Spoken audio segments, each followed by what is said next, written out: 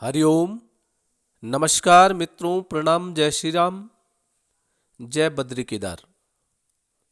मित्रों, एक बार पुनः आपका स्वागत कर रहा हूँ श्री शिव शक्ति आध्यात्मिक चैनल पर, जहाँ पर को मैं आपको ज्योतिष से संबंधित, अध्यात्म से संबंधित छोटी छोटी और महत्वपूर्ण जानकारियाँ उपलब्ध कराता हूँ। आज बात करेंगे जन्म कुंडली के 12वें भाव के बारे में। जन्म कुंडली का 12वां भाव, जहाँ पर को मैंने रेखांकित, जहाँ पे मैंने इस कुंडली में 12 लिखा है और रेखांकित किया है, वो जन्म कुंडली का 12वां भाव होता है। अंक वहाँ पे कुछ भी हो सकता है, 1 2 3 तक 12 तक कोई भी अंक वहाँ पे हो सकता है। तो मित्रों, वीडियो प्रारंभ करने से पहले आपसे निवेदन, चैनल को सब्सक्राइब अवश्य करें, वीडियो को अंत तक देखें, शेयर भी करें, लाइक और कमेंट भी अवश्य करें। तो आओ मित्रों, चर्चा करते हैं जन्म कुंडली के 12वें भाव के बारे में।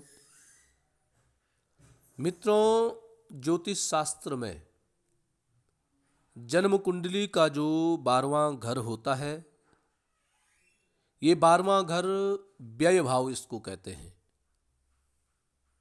साथ साथ में यह व्यय मतलब खर्चे का भाव है, हानि अर्थात नुकसान का भाव है, मोक्ष का भाव भी है, और विदेश गमन अर्थात विदेश की जो यात्राएं हैं उनका निरूपण भी, उनका अध्ययन भी इसी भाव से किया जाता है। साथ में इस 12वें भाव से त्याग का और जो अंतर्मुखी जीवन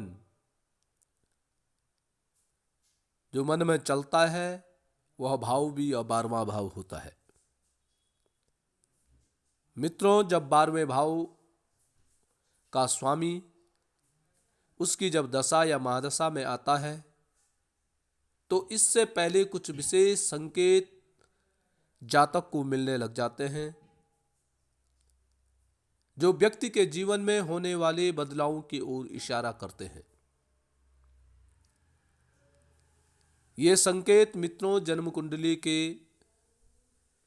अन्य कारकों पर भी निर्भर करते हैं, लेकिन सामान्य तौर पर ये प्रभाव इस प्रकार से देखे जाते हैं। जब 12वें भाव की दशा, महादशा, अंतरदशा आती है, सबसे पहले व्यय और आर्थिक प्रबंधन किस प्रकार से होता है। मित्रों, अचानक से खर्चे बढ़ सकते हैं,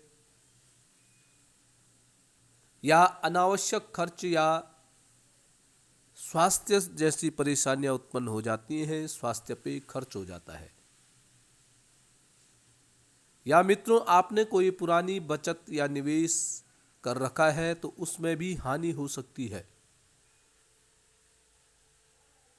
ये व्यय और आर्थिक प्रबंधन के बारे में था।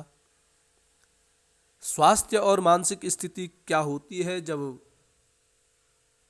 व्यय 12वें भाव के स्वामी की दशा, अंतरदशा आती है। मनुष्य की मानसिक बेचैनी बढ़ जाती है, तनाव होती है, और नींद की समस्या भी 12वें भाव के कारण ही होती है। और यदि 12वें भाव का स्वामी अशुभ ग्रह है तो व्यक्ति को स्वास्थ्य संबंधित परेशानियां भी होने लग जाती हैं। अगला होता है कि विदेश यात्रा या दूरस्थ स्थान से जुड़ी घटनाएं। विदेश जाने की योजनाएं बनने लगती है, और विदेश चाहे वो शिक्षा के लिए जाए, अपने निजी काम के लिए जाए, या स्थायी निवास के लिए भी वह जा सकता है। 12वें भाव का जब दशा, अंतरदशा चलती है तो मनुष्य को परिवार से दूर कर देता है। अब करते हैं बात आध्यात्मिक झुकाव। जब 12वें भाव के स्वामी की दशा चलती है तो व्यक्ति का झुकाव ध्यान पे, योग पे और मोक्ष की ओर बढ़ने लग जाता है। संसार से विरक्त और संसार से मन, मोह इत्यादि सब धीरे धीरे समाप्त होने लग जाता है। साथ साथ में संबंधों में भी बदलाव होने लग जाते हैं। रिश्तों में दूरी या अलगाव महसूस हो सकता है। पुराने जो मित्र होते हैं उनसे और पुराने जो रिश्तेदार होते हैं उनसे संपर्क कम होने लग जाता है और मनुष्य के जीवन में नाता, रिश्तेदारी, इसमें बहुत कुछ बदलाव देखने को ऐसे व्यक्ति को मिलने लग जाते हैं। इसी के साथ साथ एक और समस्या होती है, जो गुप्त शत्रु हैं, जो छुपी हुई समस्याएं हैं, गुप्त समस्याएं हैं, वो भी उजागर होने लग जाती हैं। जैसे किसी गुप्त शत्रु या छुपे हुए विवाद का संकेत मिलने लग जाता है। कोई पुराना शत्रु है, पुरानी कोई रंजिश है, वह उजागर होने लग जाती है। कोई पुराने शत्रु हैं या पुरानी कोई समस्या है, वो समस्याएं फिर उजागर होने लग जाती हैं। कभी कभी यदि ग्रह द्वादशेष जो है क्रूर ग्रह है, पाप ग्रह है, पाप ग्रह से दृष्ट है, तो कानूनी या विवादास्पद मामलों में उलझने की संभावनाएं भी बढ़ जाती हैं। यहाँ तक कि मित्रों, कभी कभी कारागार अथवा जेल जाने की स्थिति भी उत्पन्न होने लग जाती है जब द्वादशेष की व्ययेश की दशा आती है। सबसे बड़ी बात क्या होती है कि ऐसे में सपने और मानसिक जो स्थिति है, मानसिक संकेत ऐसे व्यक्ति को मिलने प्रारंभ हो जाते हैं। ऐसे व्यक्ति को विचित्र स्वप्न, अनेक प्रकार के विचित्र सपने आते हैं।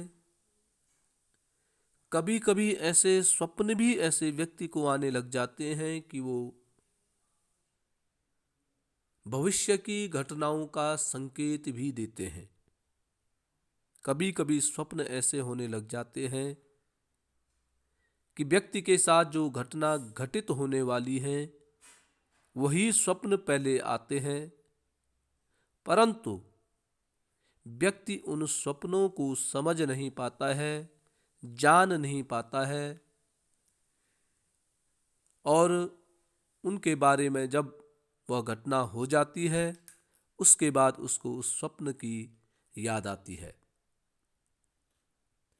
अंतर्मुखी स्वभाव व्यक्ति का बन जाता है, आत्मविश्लेषण की प्रवृत्ति बढ़ जाती है।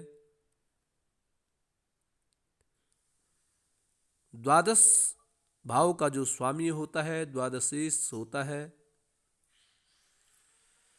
जब उसकी दशा महादशा आती है तो मनुष्य को अनेक प्रकार का ज्ञान, आत्मज्ञान प्रत्यक्ष व परोक्ष रूप में जीवन की अनुभूतियों का सामना करना पड़ता है। साथ साथ में मित्रों, जब द्वादश भाव के स्वामी की दशा आती है तो मनुष्य को अपने और बुरे का अनुभव होने लग जाता है। कौन आपको मन से चाहता है, मन से आपकी मदद करना चाहता है, कौन आपकी खुशी से प्रसन्न है, कौन आपकी खुशी से प्रसन्न है, यह सब कुछ अनुभव जब द्वादश भाव के स्वामी की दशा आती है या द्वादशेश व्ययेश जो है किसी अन्य ग्रह की अंतर्दशा में आता है, तब भी यह छोटे छोटे अनुभव जातक को प्राप्त होने लग जाते हैं। साथ में जो आपसे द्वेष इत्यादि करते हैं, वे व्ययेश की दशा में आपसे धीरे धीरे आपसे दूरियां बनाने लग जाते हैं। जो आपकी उन्नति को देखकर के प्रसन्न नहीं है, वो धीरे धीरे कोई न कोई कारण बना करके आपसे दूरियां बनाने लग जाते हैं। तो मित्रों, ये द्वादशेश की जब दशा चलती है तो उस दौरान आपको कुंडली का विश्लेषण कराना अति आवश्यक हो जाता है। और इसका सकारात्मक तथ्य यह है कि यदि द्वादश भाव के द्वादशेश की दशा चल रही है तो मनुष्य आध्यात्मिक ओर चलने लग जाता है। दुनिया के नाते रिश्ते में उनको असत्यता दिखाई देने लग जाती है। और ऐसा व्यक्ति यदि वहाँ द्वादश भाव में बृहस्पति, केतु इस प्रकार के ग्रह हैं तो कभी कभी ऐसा व्यक्ति बैराग या बैरागी भी बन जाता है। तो मित्रों, ये सूक्ष्म जानकारी मैंने आपको प्रस्तुत की है। इनके साथ साथ अन्य ग्रहों का भी विश्लेषण करना पड़ता है, तब जाकर के कोई भी सटीक फलादेश प्राप्त होता है। परंतु जो जानकारी मैंने आपको दी है, यह भी द्वादशेश की दशा महादशा में देखने को कई जातकों में मिलती है। तो मित्रों, आज के लिए बस इतना ही। कल पुनः किसी नई जानकारी के साथ आपके सामने प्रस्तुत होऊंगा। तब तक के लिए नमस्कार, प्रणाम, जय श्री राम।